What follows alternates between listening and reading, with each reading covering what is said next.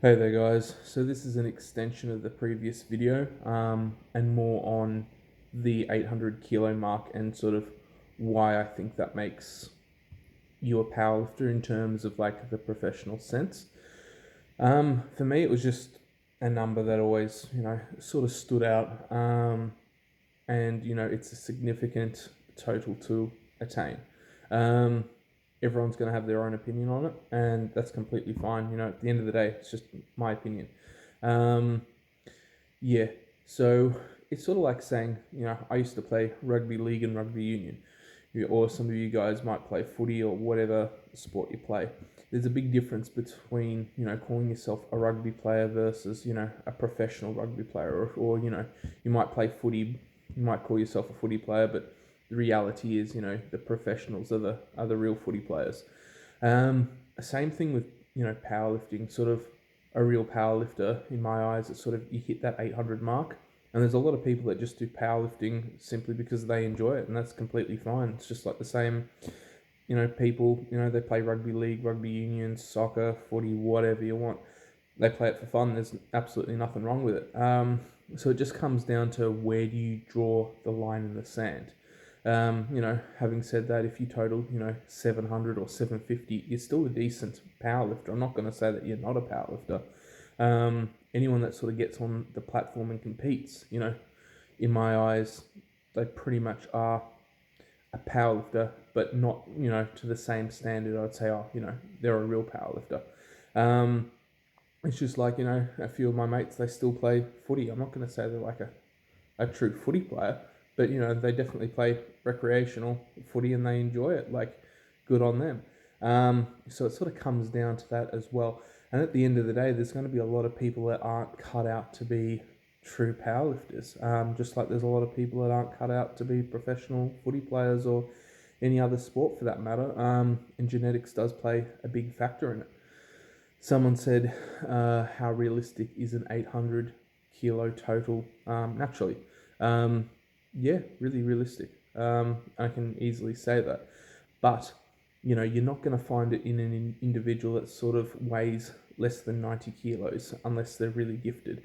For people that are just bigger in frame, taller, they're going to just carry more body weight in general. So when they squat just their body weight with no bar on the back, they're still shifting significant more mass in general. So for them to load up the bar and put more weight on, their body's already, used to moving more weight. They have a bigger frame, bigger structure, bigger tendons, ligaments, bones, etc. It just goes on. So yeah, the other thing is that 800 kilo total, that's with knee wraps. So that does make a very big difference. And in terms of numbers, that would probably look something like a 320 kilo squat, a 180 kilo bench, and probably a 300 kilo deadlift. You see how many lightweight powerlifters pull sumo and pull big numbers. So you'd also be, looking towards probably, pulling sumo, really mastering, your belt and knee wraps for squats and working on a significant arch for arm powerlifting. And at the same standard, like an 800 kilo total for a normal person is going to take years and years of training. It's just like the people that play professional in any sport, like, go back to rugby league or union or footy, they're people that have put in work. You can't just expect to, just rock up and just, pull that number after 2-3 years. It doesn't happen. Otherwise, getting into professional sports would be so much easier. So that 800 kilo mark, that's sort of like the equivalent of, making it into whatever sport, you enjoyed playing in terms of the professional league. That's sort of my cutoff, if you want, draft point.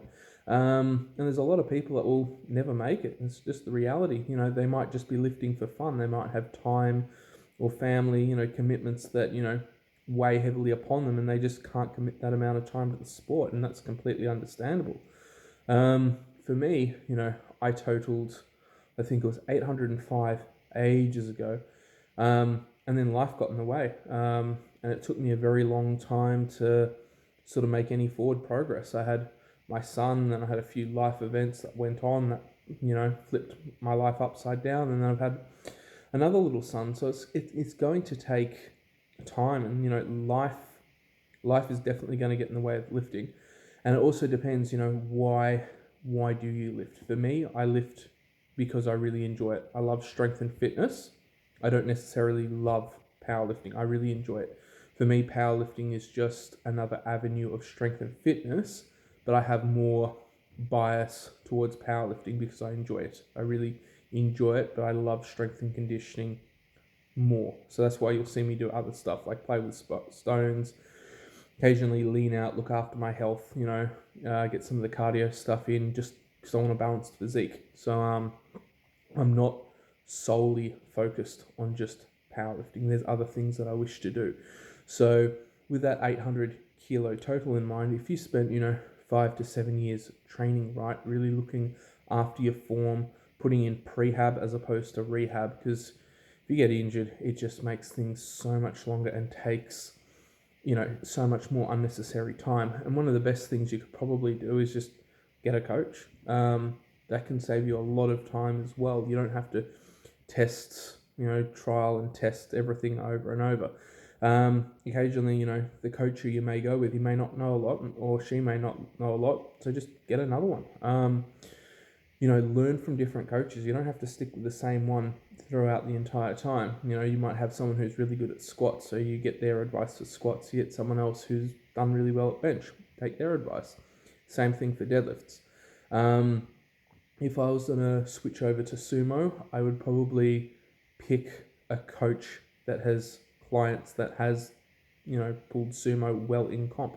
I'd rather learn what they do to strengthen their adductors, look after their hips and everything else than me, go trial and error. I know it works for me for conventional, and I know it works for my squat and obviously bench. But if I'm going to go sumo, I'm at that point where I value experience and I know what it looks like. So I'm just going to go and pay the individual to be coached. Some of you guys, it's a really good method. Otherwise, you can do your own reading and research, but just take all the advice you get with a pinch of salt. Some people, know exactly what they're talking about, and there's going to be other people that don't. Also, with the 800 kilo total, back in the day when I was first competing, everything was equipped. So I'm 30 now. I started lifting, competing when I was 16. 14 years, a very long time to be in this sport. I've seen so many people burn out. And as I was saying, when I started, everything was equipped and it was single ply, because IPF was what we had here in Australia. So an 800 kilo single ply total, that's very achievable, like very, very achievable. If anyone tells you otherwise, then, they're full of it. But yeah, an 800 kilo single ply equipped, you guys might, have a look into equipped lifting. And I found equipped lifting early on gave me a lot of carryover to my now raw lifting. I definitely want to do another competition equipped, and I have no problem then, breaking the 1,000 kilo total single ply. And originally that was one of my goals, total 1,000, as I said, but now it's sort of total 1,000 raw because that's the direction the sport has gone in. So I'm sticking with 1,000, but just trying to stay relevant to an extent with the sport. And then you have multiply lifting as well. So 800 kilos multiply. Yeah, you can definitely do that. You look at some of the guys in the 75 kilo class and what they total single ply or multiply, and the numbers are huge. They're insane. Takes a lot of skill as well. Sort of like some people really don't like equipped lifting. For me, I enjoy both. They've helped both of my lifts go up.